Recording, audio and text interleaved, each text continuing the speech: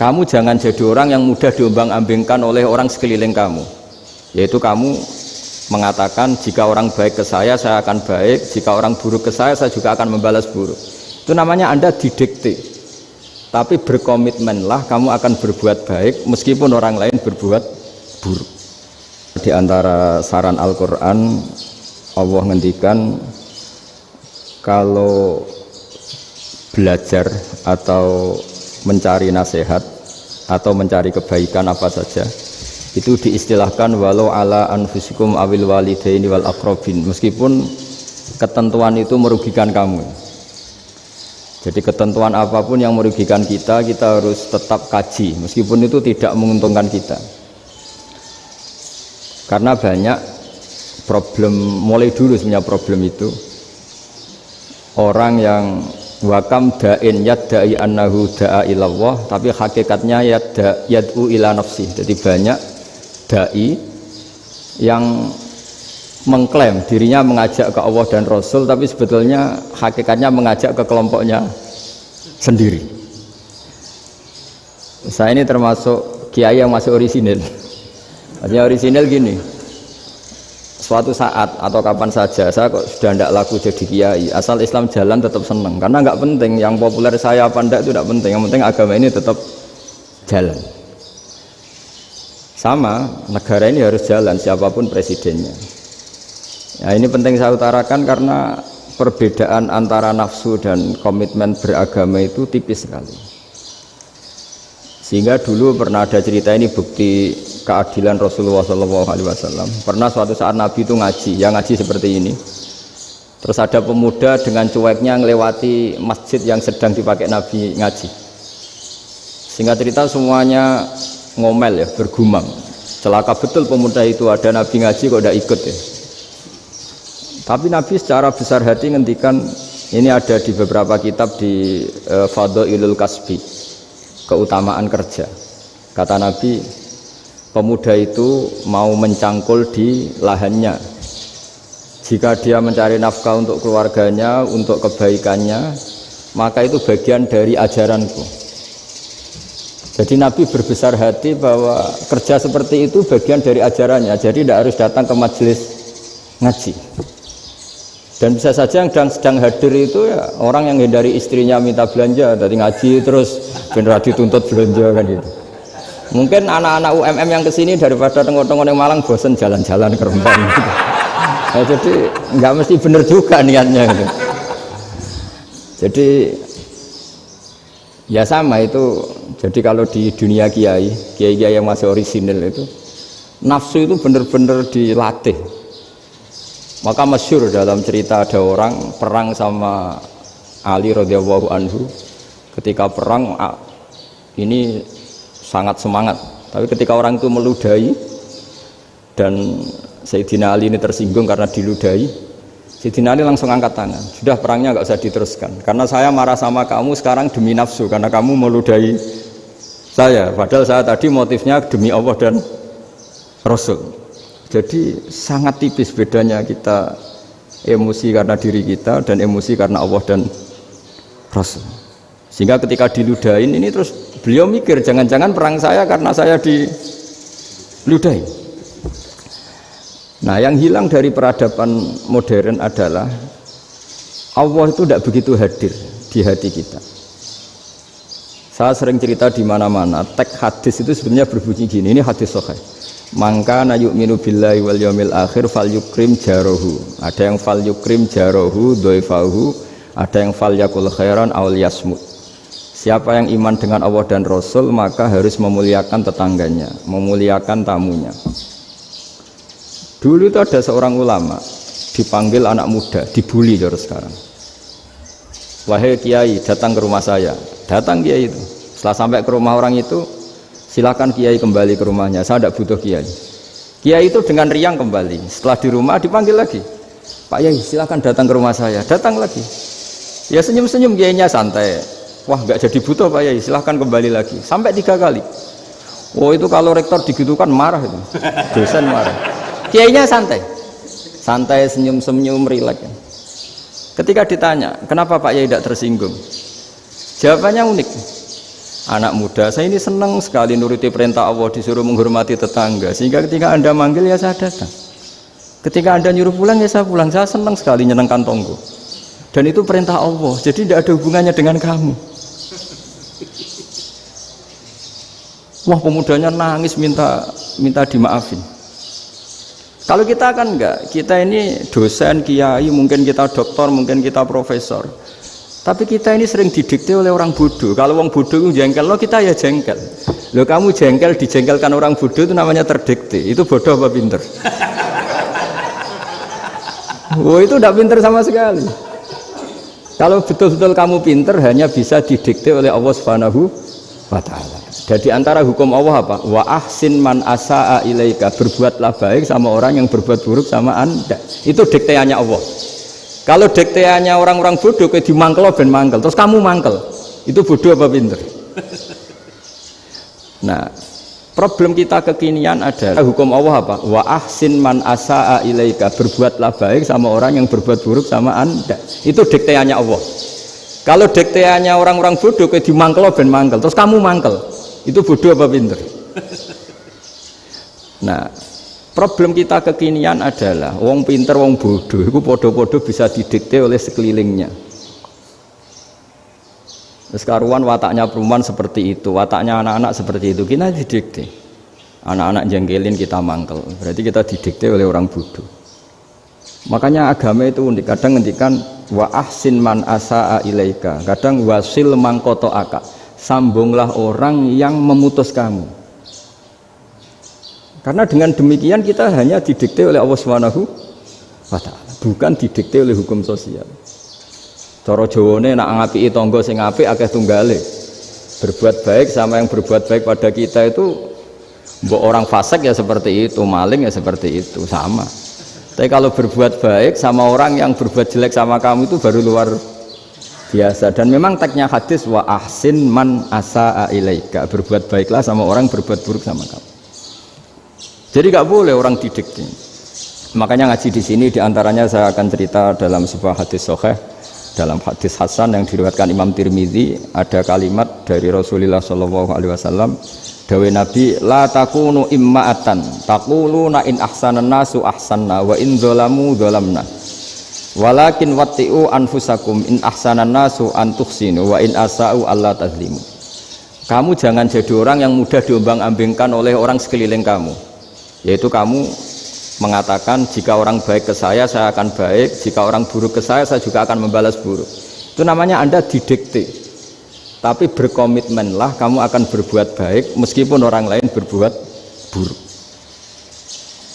Nah sekarang logika sosialnya begini, kalau di Indonesia itu ada 1000 kiai, ada 1000 profesor yang ingin membenahi Indonesia, rata-rata orang awam itu semau gue, terus mereka mendikte kita, perilakunya agak simpatik, perilakunya jengkelin, terus 1000 profesor ini ikut jengkel, itu kira-kira jadi solusi apa goblok bareng? Sama 1000 kiai ini ikut jengkel, ini jadi solusi apa goblok bareng? Goblok bareng. Nah problem sekarang kita ini biasa didikte orang bodoh. Nah makanya ciri khas orang muslim itu kata Nabi, mangkana yu'minu billahi wal yaumil akhir, jadi baik tetangga karena perintahnya Allah dan Rasul. Pentingnya apa? Bedanya karena berbuat baik ini perintahnya Allah, mbok tonggo apik lah kita tetap apik karena perintahnya Allah dan Rasul.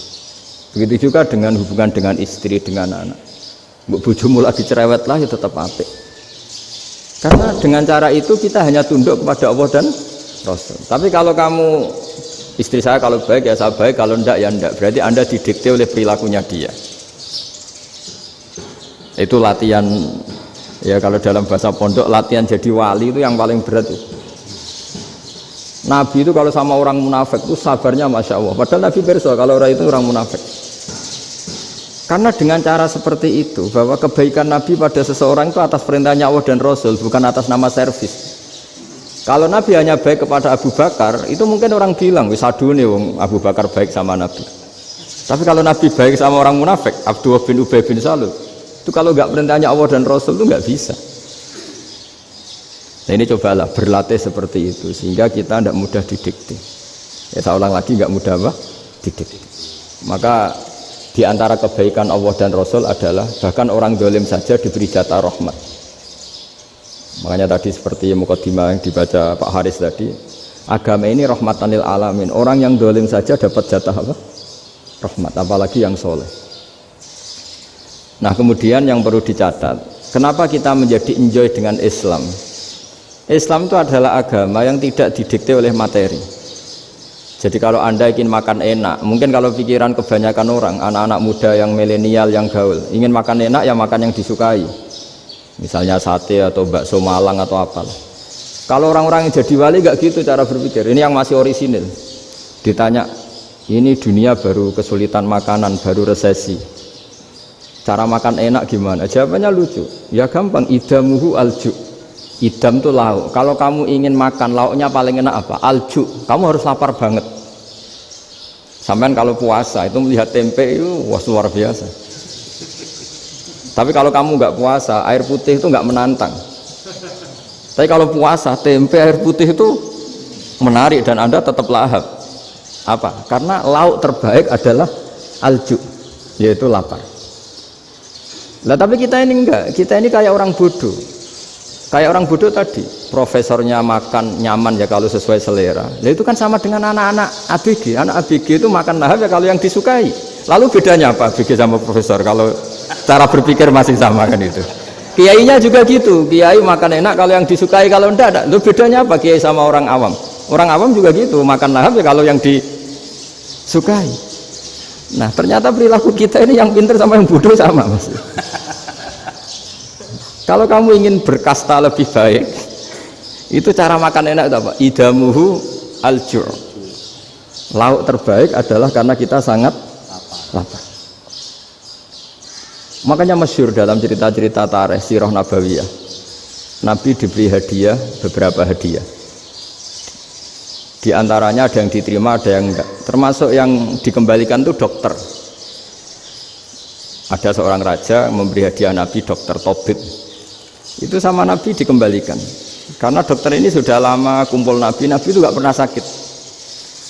Akhirnya dokter ini putus asa, ini gak perlu diobatin. Ketika ditanya kenapa ya Rasulullah engkau gak pernah sakit, karena kita ini kaum, kita ini komunitas masyarakat yang tidak akan makan kecuali lapar, dan kalau sudah makan berhenti sebelum kenyang. Jadi sederhana sekali pengobatan zaman Nabi. Sebagian besar penyakit itu pasti disebabkan kita ceroboh dalam hal makan. Sudah ngerti kalau durian masalah, kalau makan durian enggak kehitung gitu. Apalagi kalau gratisan itu tambah banyak gitu. Pola tidur juga gitu kata Nabi, dan kita tidak tidur kalau tidak sangat ngantuk. Nah, itu namanya orang-orang soleh yang sudah ada didikte materi. Kalau yang didikte materi kan bisa tidur nyenyak kalau kasurnya enak, AC gini-gini. Sebenarnya enggak, tidur enak itu ya kalau sangat ngantuk. Mbok di gudang, mbok di bis, kalau sangat ngantuk ya semuanya ya enak. Sama, mbok lapar, mbok hanya tempe, tapi kalau sangat lapar itu ya enak. Nah ini ilmu yang mulai hilang, ilmu-ilmu yang mulai hilang. Nah, cara ibadah juga gitu. Kita ini kan, saya ini punya bapak kiai, mbah kiai, punya guru yang sangat alim ya seorang kiai Memun. Itu dulu kita pengkaji ilmu itu tidak pernah tahu bedanya NU dan Muhammadiyah. Karena dulu Mbah Darwis itu, Kiai Dahlan itu dulu ngajinya bersama Mbah Hasyim ketika di Indonesia yang ngaji Mbah Soleh Darat. Mbah Soleh Darat itu dulu ngajinya sama buyut saya ke-6, namanya Mbah Soleh Asnawi di Kudus. Mbah Soleh Darat itu dulu alim-alimnya orang Jawa ya Mbah Soleh Darat, Soleh bin Umar.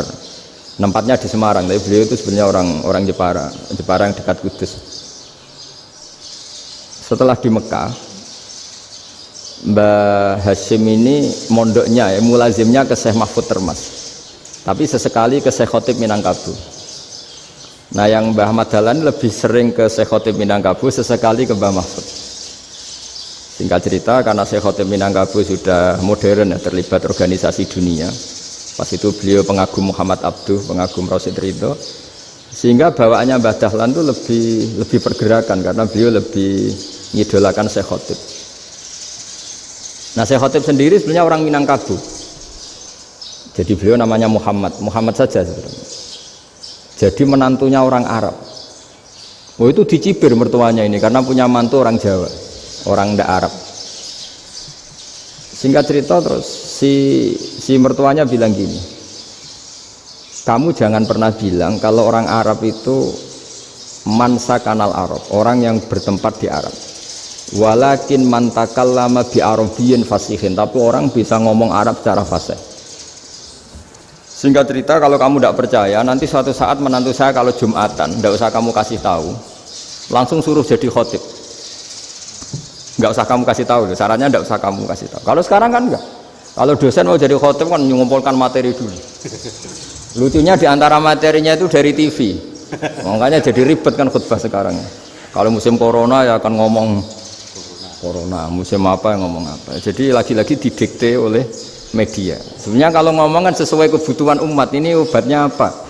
Tapi enggak sesuai trending topik, itu kan kayak anak-anak gaul. Ini dokter kok gitu kan aneh. Singkat cerita si khotib ini enggak dikasih tahu, saya Muhammad tadi enggak dikasih tahu, langsung disuruh khutbah. Fatakallama bikalamin fasihin. Dia ngomong fasih sekali. Bahkan ngalah-ngalahi fasihnya orang Arab asli. Semenjak itu beliau dapat gelar Al-Khotib, orang yang cakap berpidato berkhutbah. Makanya terus dia Khotib Al-Minangkabau. Jadi orang Indonesia itu luar biasa. Dulu yang namanya orang Indonesia di Arab Saudi itu dihormati sekali, karena yang ke sana itu pasti ulama.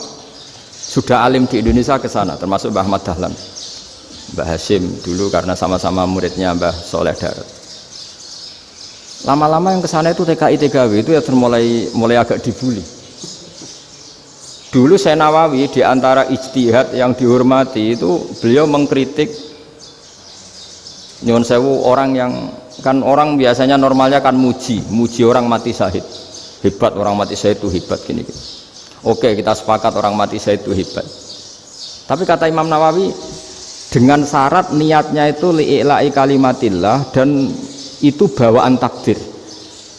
Saya ulang lagi, itu bawaan takdir, harus mati di medan perang. Tapi tidak boleh seseorang ini niat perang tapi niatnya supaya syahid. Karena kalau begitu berarti dia berniat supaya menjadi maktulal kafir, orang yang dibunuh orang kafir. Kedua, dengan dia mati berarti pasukan Islam berkurang. Berarti dia ingin pasukan berkurang, hanya ambisinya dia ingin langsung ke surga. Misalnya pasukan orang Islam itu 10, orang kafir 10. Kalau kamu ingin syahid berarti mati 1 kan, tinggal 9 kan. Nah kalau yang seperti itu 10 kan mati semua. Gara-gara ingin syahid akhirnya perangi rapati tenanan, benang mati, benang mlebu swarga. Kata Syekh Nawawi, ya enggak. Kalau kamu perang sama orang kafir ya niat menang. Dengan niat menang ini kamu ingin li'ila'i kalimatillah. Tapi kalau kamu ingin syahid berarti kamu menuruti keinginan nafsu kamu nang cepat masuk surga. Itu orang Arab kagumnya bukan main. Karena di mana-mana orang itu dinilai dari niatnya. Paham ini ya?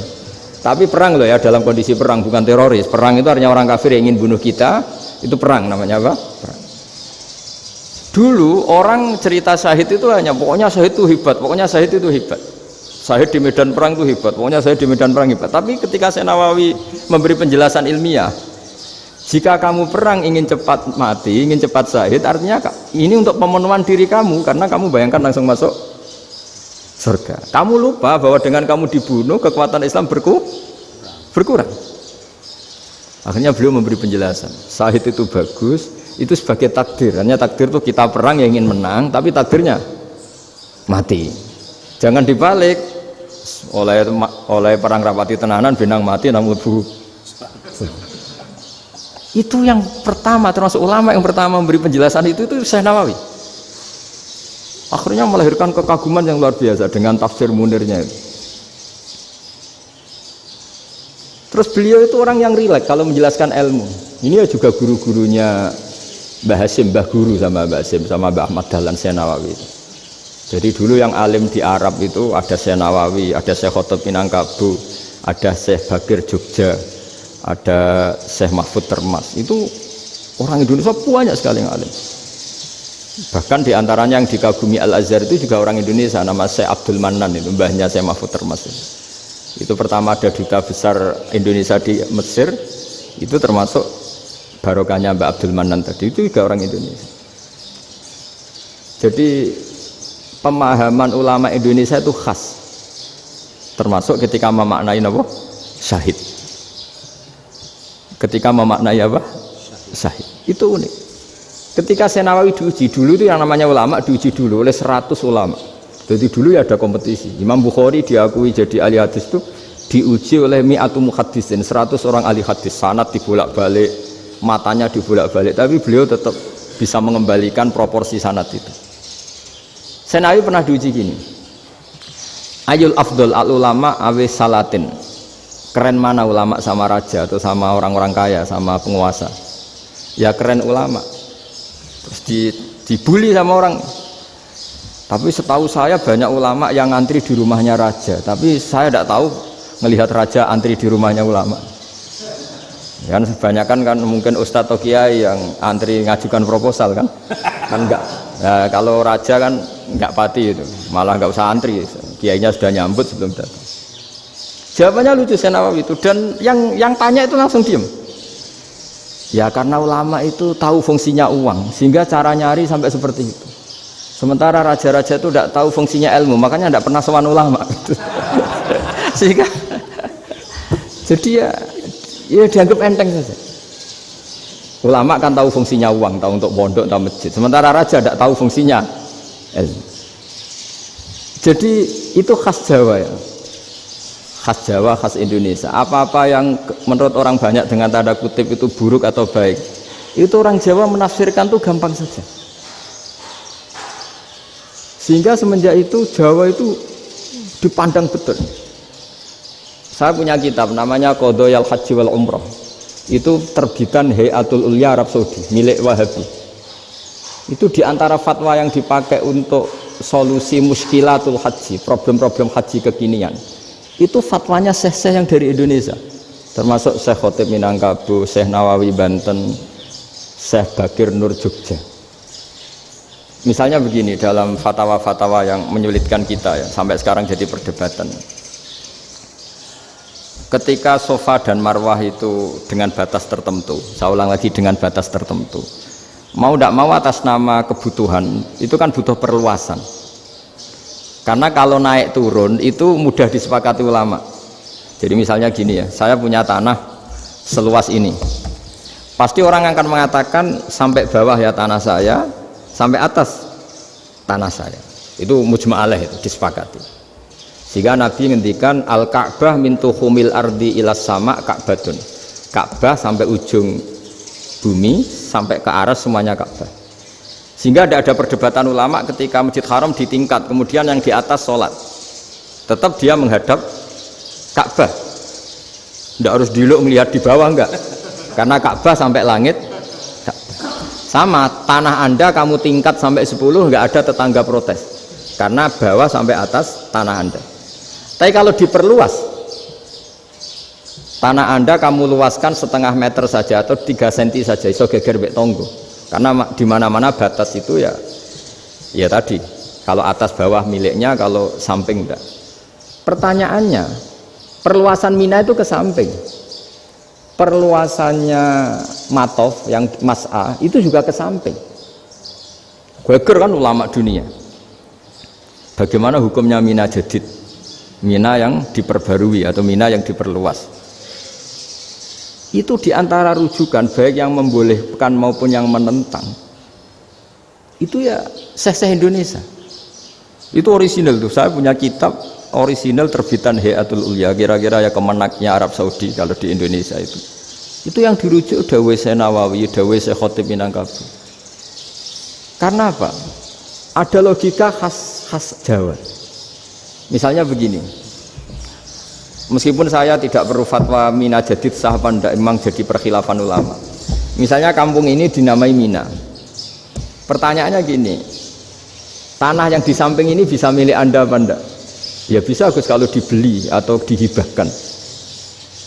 Berarti tanah di samping Anda menjadi milik Anda karena ada proses pengambil alian lewat beli maupun hibah. Nah masalahnya ini negara itu berhak menganeksasi atau memasukkan ini sebagai Mina. Itu ulama Jawa kalau ditanya, alasannya apa? Fa innal muttasila bisya hukmu dzalika syai. Karena yang gantet, yang mutasil itu bisa dihukumi seperti sesuatu itu. Jadi kalau ini mina, ya yang gantet mina ini ya bisa dikatakan mina. Beda dengan membuat mina Malang mina, wah itu tidak bisa, tidak mutasil kan? Itu enteng sekali ulama Jawa. Satu ya tentu karena kebutuhan, tapi asal masih al-muttasilu bihi, yang masih tanah yang masih mutasil dengan. Nah, ketika perluasan mas'ah antara sofa dan marwah kan misalnya ini batas luasnya sofa, ini batas luasnya marwah. Lalu atas nama kebutuhan, sofa marwah itu sampai sini. Sampai agak meluas ke sini. Itu geger Arab Saudi. Wah, ini gimana?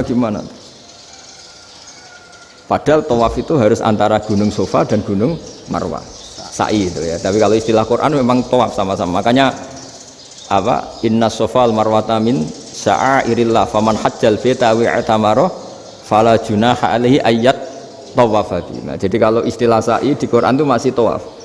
Karena harus ada, kalau bisa lah, bukan harus. Kalau bisa memang harus ada unsur muternya. Kita kalau sa'i kan dari sini Sofa sampai sini Marwah, terus kan agak muter ke sini. Nah, kan agak membentuk lingkar, nah, makanya Quran tetap mengistilahkan apa? Tawaf. Jadi bukan sini ke sini terus sini ke sini kan enggak, tapi sini sampai sini terus muter kan, terus sini. Jadi antara setar dan selama ini prakteknya kan gitu ya. Sofa ngambil sini, terus ke sini, terus agak muter. Nah, karena ada unsur agak muter ini terus orang menyebut apa? Tawaf. Tapi itu bukan syarat sah, ini cerita ideal. Saya ulang lagi ya. Gunung Sofa itu puncaknya atau pucuknya kalau dalam bahasa Jawa itu ya hanya segini, ini sampai sini. Nah, kelompok Islam yang fikih keras nggak boleh diperluas karena Allah memilih tempat ini itu spesial, jadi nggak boleh ke yang lain. Tapi ketika kebutuhan mendesak, mau tidak mau harus diperluas. Itu jawabnya Kiai Jawa lucu. Gunung sing ketok iku sing dhuwure tok. Sikilane luwih ombo. Jadi karena kita kan gunung kan bentuknya gini. Nah, sofa yang kecil itu yang atasnya, tapi sikilannya sini kakinya lebih luas. Jadi boleh perluasan asal tidak melebihi kakinya. Ya dihitung ya lebih luas. Jadi Kiai Jawa itu kayak wong delok gunung Penanggungan, kayak gunung Arjuna. Di mana-mana puncak gunung itu lebih kecil timbang kakinya. Artinya diperluas ini bukan berarti tidak di sofa dan tidak di, itu khas Kiai Jawa. Jadi jangan kira orang Jawa itu tidak hebat sekali. Termasuk perkembangan hotel di Arab Saudi. Itu dulu sebelum ada hotel. Buyut saya kelima atau keenam dulu haji, namanya Badur Rahman. Itu kalau mau ingin apa ya, menghindari terik matahari itu masuk gua. Itu masuk gua itu hanya separuh badan, kakinya di luar. Jadi jangan bayangkan kalau gua di Indonesia kayak gua Akbar di Tuban orang bisa masuk jalan-jalan, enggak. Gua di Arab itu kayak cepitan batu, tidak sampai masuk. Sehingga kepalanya dimasukkan, kakinya masih kena matahari, saking panasnya Arab Saudi. Sehingga dalam bayangan hijrah ketika Nabi bersembunyi di gua apa? Sur. Itu kata Abu Bakar, kalau orang kafir melihat kakinya pasti melihat kita karena nggak bisa masuk penuh. Jadi orang itu mau dempes tok. Sehingga ya kira-kira luasnya gua ya paling segini. Makanya guyonannya kiai-kiai itu untung nggak kayak gua Indonesia. Kalau kayak gua Indonesia laba-labanya capek karena luas sekali. Jadi jangan bayangkan gua Arab tuh kayak gua Indonesia. Makanya bayangannya andai kan orang itu melihat ke bawah pasti melihat kita karena orangnya nggak bisa masuk penuh, nggak bisa masuk 100%. Ya kayak cepitan batu lah mirip. Itu kan mirip Gunung Uhud. Gunung Uhud kata Rasulullah, nanti kalau kamu perang itu di atas, menang atau kalah di atas, musuh biar di bawah. Dengan di atas kamu bisa manah. Jangan bayangkan kayak Gunung Merapi, kayak Gunung Penanggungan. Lah kalau Gunung Penanggungan manah ke bawah yang leyang kan. Jadi gunung di Arab itu kayak bukit. Ya sampean pernah kan ke Uhud itu ya sama ini aja tinggi ini kan. Lah ini yang ada mulai ada mis, makanya nerjemah itu susah di Indonesia.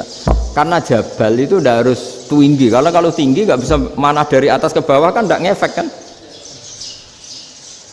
Sampai kalau ke Uhud gunungnya kan pendek sekali sehingga yang manah dari atas ke bawah ya kalau kena musuh ya celaka karena memang dekat. Ya kalau gunung Indonesia manah dari atas ke bawah yang ngeleyang nggak ngefek. Nah itu susahnya nerjemah bahasa Arab ke kita. Jadi apa ya? Transkrip itu nggak gampang karena ada pengertian yang beda. Kita kalau bilang gunung itu tinggi sekali. Sampai banyak mahasiswa tersesat ya saking tingginya. Kalau orang naik Uhud nggak akan tersesat, wong ketok dari bawah itu. Nah ini pentingnya ngaji ya. Jadi akhirnya ulama-ulama Indonesia itu dipakai rujukan. Jadi mulai Mbah Hasyim, Mbah Ahmad Dahlan sampai era buyut-buyut itu masih orang alim. Lama-lama yang di Indonesia ini orang-orang yang bodoh. Sehingga orang Jawa kalau ke sana dibully, ya Jawa tak kuluh kaya. Orang Jawa itu penggaweannya itu mangan ulo, makan ular. Karena belut itu kalau di kamus itu persis ular. Dulu itu kan kamus tidak full color. Gara-gara gak full color, gambar belut sama ular itu sama. Belut itu belut sama ular kalau nggak full color gambarnya sama apa enggak? Sama. Terus orang Jawa itu kan masih banyak yang makan bajing itu apa? Ketupai itu. Bajing kalau digambar tidak full color sama dengan tikus. Gambar yang tidak warna. Hitam putih. Sehingga kita ini dibully pemakan tikus dan pemakan ular. Karena belut itu persis ular kalau digambar yang tidak full color. Sampai datang Syekhona Khalil, datang ulama ngarang kitab ya judulnya Al-Belut karena nggak terima bangsanya dinyek makan apa? Ular. Terus dikarang wal belut hayawanun bakhriyun, terus ya isu fi kadza wa kadza, itu beda dengan al-hayyah, itu diterangkan mulai bisa nerima. Terus sistem hotel juga gitu. Sampai tanyakan dalam sejarah dulu orang Sedayu ada namanya Syekh Mukhtar. Syekh Mukhtar bukan bikin rumah besar yang siapapun orang Indonesia haji itu nempat di sana. Nah ini yang menginspirasi akhirnya ada hotel. Dulu Syekh Mukhtar hanya menyediakan untuk hujat-hujat Indonesia. Lama-lama jadi hotel. Nggak mau saya mau cerita. Kata Mbah Mun sering cerita. Kenapa wa ma arsalnaka illa rahmatan lil alamin, kata Mbah Mun, Allah itu pasti bikin ulama yang tidak produk Arab itu pasti ada. Kalau orang Arab jadi ulama wajar, bahasanya Arab, domisilinya di Arab. Tapi Allah akan selalu bikin ulama yang tidak bangsa Arab. Imam Ghazali itu Tus itu Persia. Imam Bukhari itu kira-kira kalau sekarang ikut Uzbek. Ya. Imam Bukhari itu kalau negara sekarang ikut mana? Uzbek. Kenapa demikian kata Mbah Mun? Karena Allah sudah ngendikan wama arsalnaka illa kafatal linnas. Manusia semua ini kena khitabnya Islam. Kalau tidak ada ulama yang dari berbagai negara, kesannya Islam itu hanya milik orang Arab Saudi. Makanya Allah selalu bikin ulama-ulama yang bahkan tidak Arab. Termasuk Imamul Muhaddisin, yaitu Imam Bukhari, itu orang Uzbek, orang Rusia lah kalau sekarang, ikut Uni Soviet dulu. Imam Ghazali itu orang Persia. Syekh Nawawi itu orang Banten. Karena Allah ingin memaklumatkan bahwa Islam ini untuk semua, sehingga orang yang tidak Arab pun bisa belajar Islam, yang alimnya itu nggak kalah sama orang apa? Arab. Makanya ini PR ya. Kalau Gus Dah Ploso nanti ngendikan suatu saat orang belajar Islam itu bahkan orang Arab pun bisa belajar ke Indonesia. Kalau orang Indonesia bisa alim betul kayak dulu. Sekarang banyak liga antar ulama. Itu orang Indonesia pasti masuk. Ulama-ulama top dunia itu pasti orang Indonesia banyak yang masuk. Karena tadi ketika orang Indonesia baca kitab, itu orang Arab itu kagum, kok bisa tidak bahasanya baca secara benar. Bukan sekedar bisa baca secara benar. Karena memang dilatih sedemikian rupa di pondok-pondok. Makanya kita semua lah yang alim di Indonesia itu kemana-mana ya pasti alim. Dulu putra Mbah Mun namanya Gus Zofur itu tahun pertama ya sudah the best di tahun pertama. Kalau tahun pertama the bestnya ilmunya bawaan dari sarang, dari keluarganya. Gus Najib mondok di Said Muhammad tahun pertama sudah dipuji sebagai yang teralim karena ya sanggup. Kalau dipujinya tahun ketiga, tahun keempat kan mungkin dapat dari sana. Ini tahun pertama. Saya ulang lagi tahun pertama. Karena pengajaran di Indonesia itu luar biasa di pondok-pondok ini. Makanya kalau dalam anekdot pondok itu cerita-cerita lucu itu. Ada orang Jakarta ngaji, setelah di kelas itu pelengahan terus. Melihat jendela, lihat pintu terus. Lama-lama gurunya marah. Kamu diajarin kok enggak punya sopan. Melihat pintu terus enggak memperhatikan guru. Anak Betawinya jawabnya lucu. Habis Pak Guru bohong. Kenapa ya? Kamu Pak Guru bilang Ja'a Zaidun, Zaid datang. Tak lihat enggak ada yang datang. Setelah itu contoh nasab kan ro'a itu Zaidan. Saya melihat Zaid, saya enggak melihat Zaid. Contoh ketiga yang jar kan maror tu Zaidin. Saya berjalan ketemu Zaid. Pak Guru diam di situ enggak jalan-jalan. Jadi saking detailnya Indonesia itu diajari. Kalau rofa Ja'a Zaidun. Kalau nasab ro'a itu Zaidan. Kalau jar maror tu Zaidin.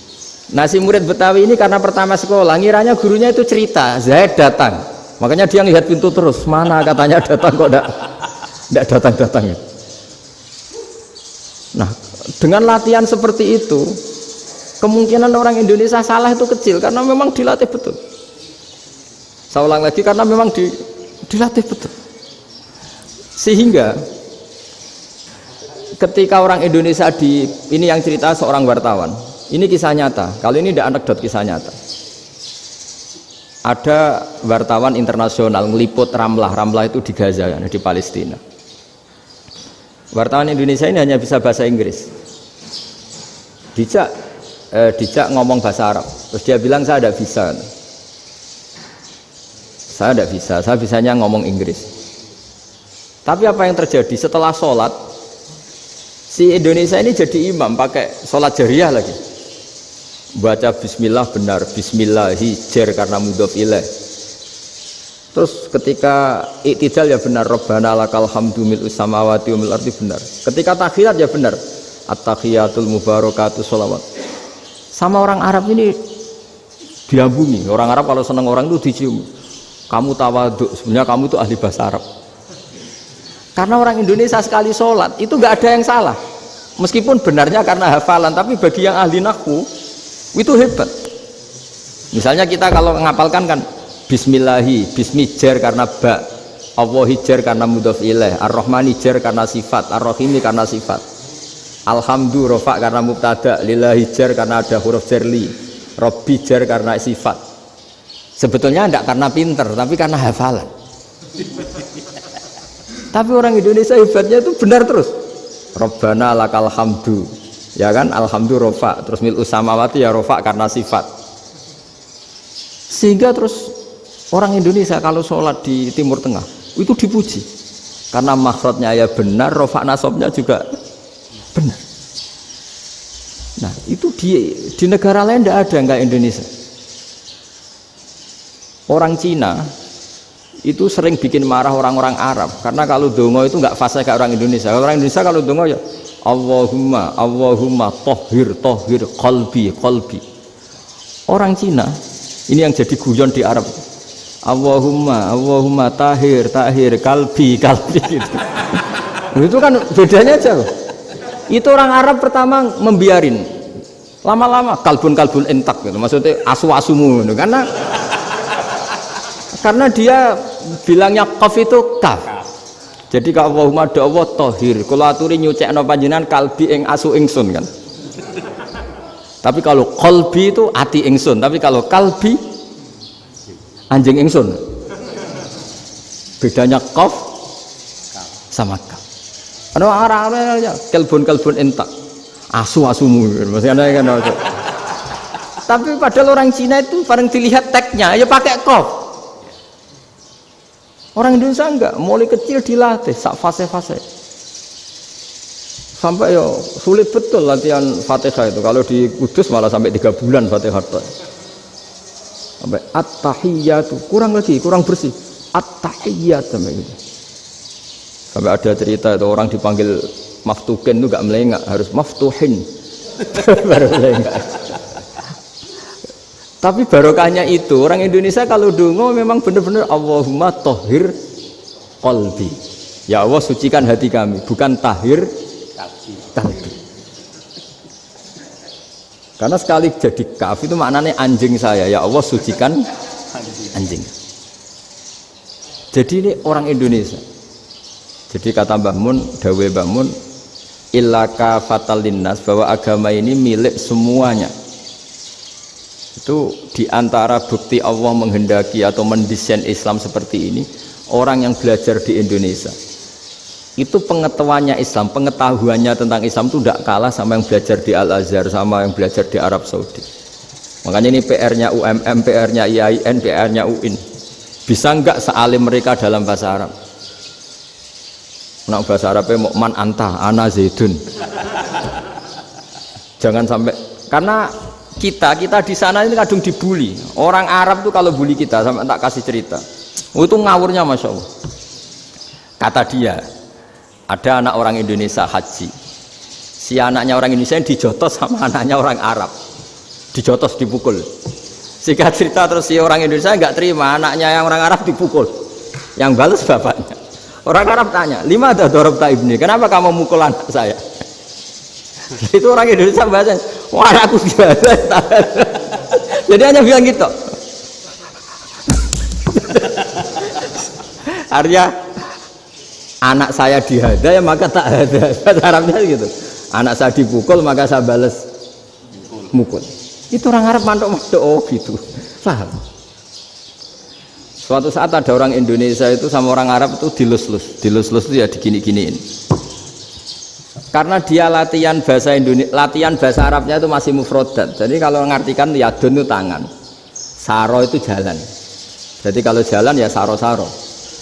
Roksun itu kepala, ana itu ingsun. Jadi karena dia nggak ngerti penggunaannya, itu bahasa Arabnya itu yadun anta. Jadi bukan yaduka tapi yadun anta, berarti tangan kamu. Saro-saro itu jalan-jalan. Ala roksi ana yang atasnya sirah ingsun. Jadi mestinya yang benar kan yaduka saro ala roksi atau gitu. Tapi enggak dipotong-potong. Yadun tangan kan, anta kamu, berarti tangan kamu. Saro-saro jalan-jalan. Roksun itu sirah, anak ingsun. Jadi di atas kepala saya. Orang Arab tertawa-tawa. Tapi paham? Maksudnya seperti itu. Jadi kita ini dibully di Arab itu Masya Allah. Jadi akhirnya lahirlah ulama-ulama tadi yang saya sebut tadi. Bahkan pernah lama sekali ulama Indonesia itu jadi master di Arab Saudi, yaitu Senawi Banten. Itu kalau orang sana bilang itu Sayyidu Ulama Il-Hijaz, top-topnya ulama Mekah Madinah, padahal beliau orang Indonesia. Dan dimakamkan di Ma'la itu dekat makamnya Sayyidah Khadijah, karena sangat dihormati. Nah, di antara sebab dihormati adalah ketika orang memahami syahid, maknanya pokoknya maktulal kafir. Syahid itu adalah orang yang kalau perang itu mati di medan perang. Itu Imam Nawawi merinci secara detail. Kalau dia perang supaya tujuannya mati syahid cepat ke surga, berarti dia nuruti hadzun nafsi, ingin cepat ke surga. Tapi dia lupa bahwa dia dengan terbunuh pasukan Islam berkurang kekuatan. Maka syarat perang yang benar adalah ya ingin menang. Di mana-mana perang ya ilahi kalimatillah, supaya kalimat Allah itu menang, jangan ingin kalah. Soal dia mati takdir, tapi jangan ingin mati. Wah, itu terus dikagumi. Ternyata memang, oh iya ya, kalau pasukan Islam 10, kafir 10, kita ingin syahid, berarti ya kalau orang ingin syahid kan terus mungkin perangnya ada hati-hati, main ngawur saja terus kalah mati. Sudah apa kalon satu kan, terkurangi satu kan. Nah kalau semuanya 10 punya niat gitu, nah itu Syekh Nawawi. Syekh Nawawi itu orang yang begitu gampang nerangkan Quran. Bahkan ketika orang Arab kesulitan ngartikan famathaluhu kamathalil kalbi intahmil alaihi yalhas atau tatrukuna yalhas. Orang tomak itu ibarat kayak anjing. Anjing itu kamu kasih makan ya tetap melet, menjulur-julurkan lidahnya, kamu ndak ya ndak. Imam Nawawi ditanya, ma wajhu sibbi, lalu wajah tasbihnya di mana? Beliau menjawab fitoma. Jadi anjing punya dua sifat yang berlawanan. Di bab ilmu dipuji, nggak ada hewan yang mudah menerima ilmu kayak apa? Anjing. Sehingga Quran mengistilahkan wama alamtum minal jawarihi mukallibin. Hewan yang mudah diajari itu oleh Quran dibahasakan sudah menganjing. Karena anjing adalah hewan yang paling mudah apa? Diajarin. Itu diakui oleh Quran wama alamtum minal jawarihi mukallibin. Tapi dia punya sifat yang sangat buruk sekali, yaitu nggak pernah puas. Makanya ketika Bal'am bin Ba'ura, ada tokoh yang kedonyan ya, itu kalau diistilahkan Quran walakinnahu akhlada ilal ardi wattaba'a hawa famasaluhu kamatsalil kalbi in tahmil 'alaihi yalhas aw tatrukhu yalhas. Jadi anjing punya dua sifat yang berlawanan. Di bab ilmu dipuji karena paling mudah diajarin. Itu saya pernah ke Malaysia, diceritain sama polisi Malaysia. Anjing itu saking cerdasnya itu bisa deteksi CD palsu sama CD bajakan, asli sama bajakan. Itu kan nggak kebayang. Kalau narkoba mungkin masih ada bau khusus ya, atau mesiu atau bom masih ada bau khusus. Ini enggak. Anjing itu dilatih ngecek CD yang asli sama yang palsu. Oh itu kebablas itu pinternya itu. Itu harganya itu 1 miliar lebih, paling mahal. Jadi mungkin bisa deteksi ini dosen betul apa abal-abal itu bisa. Itu kiai betul apa kiai pesanan itu mungkin bisa.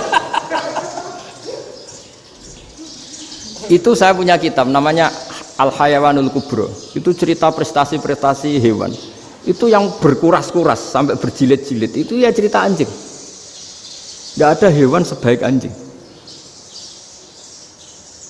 Di bab itu ya, di bab sampai ya tadi.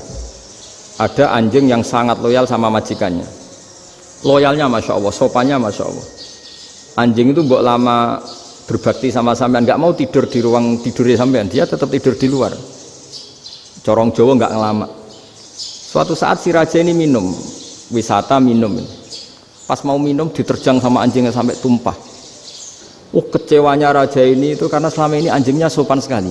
Sekedar ganggu di ruangannya nggak pernah, malah ini mau minum minuman yang disukai diterjang anjingnya tumpah. Marah kan anjingnya di mana? Ternyata apa? Minuman itu anjing ini tahu kalau minuman itu beracun, diracuni oleh musuhnya. Itu saking hebatnya anjing sampai ketika ngawal rajanya itu tidak sekedar ada penjahat atau maling, bahkan trik-trik kayak minumannya diracun oleh orang lain tuh anjingnya tahu. Sehingga pas mau diminum diterjang sampai terus supaya nggak keminum. Makanya Quran istilahkan anjing itu apa? Wa ma 'allamtum minal jawarihi mukallibin. Hewan piaraan yang kamu ajarin nanti sampai sepinter anjing. Makanya Ashabul Kahfi itu ketika ngajak anjing tadi, beliau tidur, anjing itu tidurnya bil wasit, wakal buhum basitun zira'aihi bil wasit. Jadi dia tidur dalam posisi siaga. Loh coba anjing itu nggak pernah sekolah, karena dia posisi menjaga, tidurnya itu kayak siaga gini, bukan ngorok semadep ke atas terlentang, itu enggak.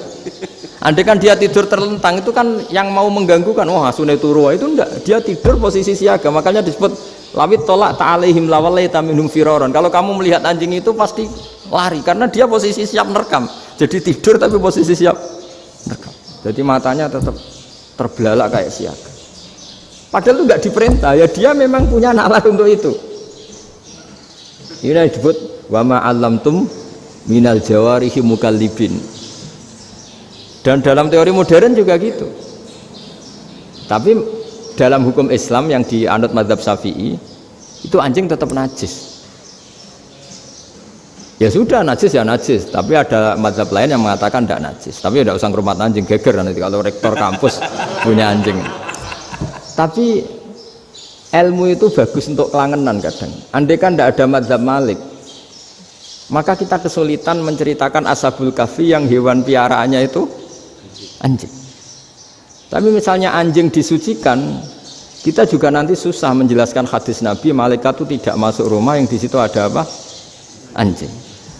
Maka ilmu itu makanya kata Imam Sa'roni, sebagian ilmu itu memang kelangenan, tapi nggak boleh jadi praktek. Tapi harus ada. Misalnya begini, contoh paling gampang. Api dalam mazhab Syafi'i kan alat pensuci hanya dua, air dan tanah. Ya saya ulang lagi, air dan tanah, yaitu tanah untuk mensucikan najis anjing. Imam Abu Hanifah menambahkan api. Mazhab Syafi'i itu agak kesulitan ketika ada batu bata dibikin dari tanah-tanah yang bercampur kotoran. Mazhab Syafi'i akan kesulitan karena di situ ada najis yang jadi materinya bata. Hukumnya gimana kalau nanti dipakai masjid? Tapi barokahnya ada beberapa mazhab. Abu Hanifah mengatakan dan api. Jadi apa tadi, air, tanah, api. Alasannya masuk akal. Ketika usatul mukminin, orang-orang mukmin yang ahli maksiat itu sebelum masuk surga, kalau dia dosanya banyak itu dibakar dulu supaya suci.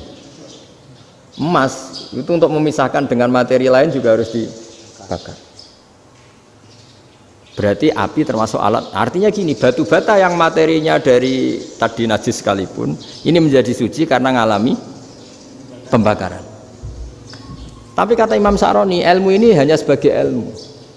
Jangan sampai kalau kamu mau wudhu gak ada air terus membakar diri lah, ini ribet kan. Jadi ilmu itu sebagian memang untuk kelangenan. Karena kita butuh. Andai kan tidak ada mazhab Abu Hanifah, maka kita akan kesulitan pakai bata. Yang kita tahu cara bikinnya kadang di tempat yang kotor, di tempat yang najis. Tapi karena ini ngalami dibakar, maka hukumnya suci menurut mazhab Abu Hanifah. Dan itu sering ulama itu sampai apa? Saya punya kitab fikih namanya Fardul Masail. Pengandaian ada masalah. Jadi masalah itu belum terjadi tapi diandaikan. Misalnya kayak di Texas. Bumi itu bulat-bulat. Texas itu kalau dibor itu pas Ka'bah. Lalu kiblatnya di mana? Bumi ini kan hanya rubuk-rubuk seperempat, yang ada arah itu seperempat. Tapi kalau Ka'bah itu sama Texas atau Texas dengan Ka'bah itu lalu kiblatnya mana? Wong sudah bebas arah. Maka ilmu mengatakan mara'ahu muslimuna hasanan fawa indahu hasanun. Kamu jangan nuruti ilmu hakikat tapi nuruti mindset. Kalau mainstreamnya orang banyak seperti itu, mindsetnya orang sana misalnya Ka'bah sana ya ikut sana. Tapi ini tidak mewakili hakikat karena kalau yang 380 derajat itu kan terus ribet. Makanya ini kesulitan di bab-bab fikih. Ya saya ulang lagi, kesulitan di bab-bab fikih. Makanya fikih itu selalu bicara misalnya gini, ada orang sholat. Saya ulang lagi. Setelah salam pertama dia kentut, itu sholatnya batal apa enggak? Itu lama berdebat. Yang dikatakan rukun sholat itu salam pertama, sehingga orang kalau sudah salam pertama maka sudah keluar dari sholat. Maka kalau kentut gak apa-apa, wong yang keluar dari sholat itu salam pertama. Tapi lalu pertanyaannya, kenapa Nabi salam 2 kali? Lalu yang kedua gunanya apa? Ribet kan, partai ini kalah pasti kalau ditanya gitu. Tapi kalau ditanya dibalik, sholat itu satu ibadah yang dimulai dengan takbir, yang diakhiri dengan salam. Berarti salam pertama itu pengakhir apa nunggu salam kedua? Pertama, di semua ulama bilang salam pertama. Kalau salam pertama sudah pengakhir berarti pembatalan setelah itu nggak punya efek, nggak punya akibat. Itu kan ribet, debat fikih itu memang ribet. Fikih itu memang senam otak karena pertanyaannya mirip-mirip seperti itu. Nah, sampean milih mana? Milih salam pertama apa salam kedua? Pasti ulama milih salam pertama. Jadi anehnya fikih itu di situ. Misalnya orang mati, takbir itu berapa kali? 4 kali. Andai kan takbir 5 kali itu batal apa enggak? Satu ulama mengatakan 5 kali itu batal. Karena rukunnya sholat jenazah itu takbir 4 kali. Berhubung ini rukun, kalau nambahi ke 5 berarti menambahkan rukun. Kayak kamu sholat rukuk 2 kali kan batal. Sujud 3 kali batal karena menambahkan apa? Rukun. Berarti kalau takbir 5 kali batal. Tapi pertanyaannya, takbir itu adalah wiridan biasa sehingga kalau ditambahkan nggak punya akibat batal. Jadi perdebatan ulama itu kadang ya lucu. Kayak kemarin Pak Haris pas pertama bertamu ke sini mau ngundang saya, tak ceritain. Dulu sholat jenazah itu pasti mayat di depan. Karena lazimnya sholat jenazah itu mayat di depan. Tapi mulai dulu ulama sudah berpendapat, andai kan jenazahnya di belakang pun tetap sah. Fa innal janazah laisat bi imamin. Karena jenazah itu tidak imam. Kenapa harus di depan? Oh, tidak imam kok harus di depan. Itu mulai dulu. Sehingga ketika Arab Saudi pernah mengalami tragedi, ada orang yang dibungkus kayak mayit, ternyata senjata. Setelah di dekat Ka'bah dipakai. Dulu tragedi tahun berapa itu? Pokoknya pernah ada tragedi itu. Semenjak itu Arab Saudi kalau ada orang mati tetap di kamar mayit, terus ada sholat jenazah. Padahal mayitnya di belakang yang jamaah. Jadi meskipun kita tidak akan bikin ajaran baru jenazah di belakang, ya tidak keren, kasihan kan. Tetap biasanya di depan ya di depan. Tapi meskipun jenazah ini di depan, kita tetap berpendapat andai kan di belakang tetap sah, tapi nggak usah dipraktekkan. Nah pentingnya ilmu ini begini, saya misalnya di Rembang, boleh nggak nyolati ghaib jenazah yang di Surabaya? Boleh kan? Padahal yang kita solati di belakang. Jadi ilmu itu penting, cocok tidak cocok, nama ilmu itu penting. Terus ada gini lagi pertanyaan di fikih.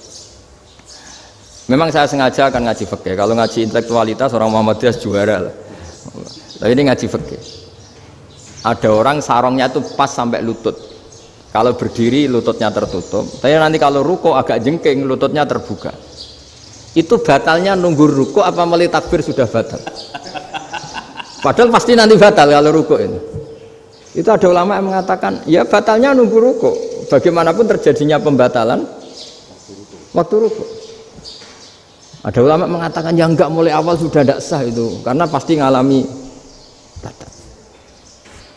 Nah, pertanyaan-pertanyaan seperti itu penting karena lalu Allah menilai apa? Ya nilai niatnya. Misalnya gini, kalau contoh itu mungkin Anda tidak tertarik, tapi contoh begini.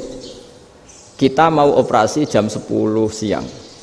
Kita tahu kalau nanti 10 siang akan divonis medis harus makan karena mau berobat. Malamnya itu kalau kamu orang soleh, bayangkan kamu orang soleh. Kalau tidak orang soleh kan tidak punya komitmen. Kamu milih niat puasa, apa enggak jam 10 mesti mokak menisan raposo. Kamu orang soleh. Kalau kamu orang soleh pasti milih puasa, karena ini Ramadan. Meskipun nanti jam 10 pasti disuruh batal sama dokter. Setidaknya kita berpikir gini, nak mati jam itu paling enggak ditulis saya sebagai orang yang puasa. Jadi perasaannya orang soleh itu beda. Kalau orang kok sampean barang menisan raposo kok ya mesti. Sampean tidak pernah berpikir bahwa puasa mulai fajar sampai jam 10 itu luar biasa. Bisa saja kita mati jam 7, bisa saja mati jam 6. Kan ditulis Allah sebagai orang yang berkomitmen terhadap puasa. Terus ada kemungkinan kecil. Udahlah jam 10 itu dokternya sakit atau nggak jadi ke sana. Berarti kamu kan nggak jadi buka. Kan ya mungkin juga. Sama yang tadi, delalah sebelum ruko ono wong sing nyarongi sampean, sehingga sholatnya normal. Kamu tidak menemukan pakaian yang pas, jebule pas setelah ruko, mau ruko, ono wong wah sholatnya kira bener disarongi. Itu agama. Jadi agama itu dimulai dari mana coba? Dimulai dari niat, dari komitmen. Nah sekarang kelirunya kenapa ada garis keras? Agama itu dimulai dari keinginan ideal. Itu yang mulai itu ada orang-orang garis keras. Agama ini enggak, agama ini dimulai dari niat. Sampai ada kaidah agama la yudraku kulluh la yudraku kulluh. Kalau tidak bisa ideal jangan ditinggalkan sama sekali. Tapi orang enggak, sekarang bayangkan Islam itu ideal. Pemimpinnya ya soleh, masyarakatnya soleh, enggak ada maksiat, enggak ada apa. Nan apa ilmu? Kalau secara ilmu mulai dulu ya ada orang dolim, ada orang soleh. Nabi kurang baiknya. Di angkatan itu ya ada orang munafik. Sehingga ulama itu sudah berpendapat ideal itu piye? Zaman Nabi saja ada orang apa? Munafik. Itu ilmu. Kalau nuruti kelangenan inginnya dunia ya steril, nggak ada maksiat, nggak ada. Dan agama itu diciptakan Allah itu memang unik.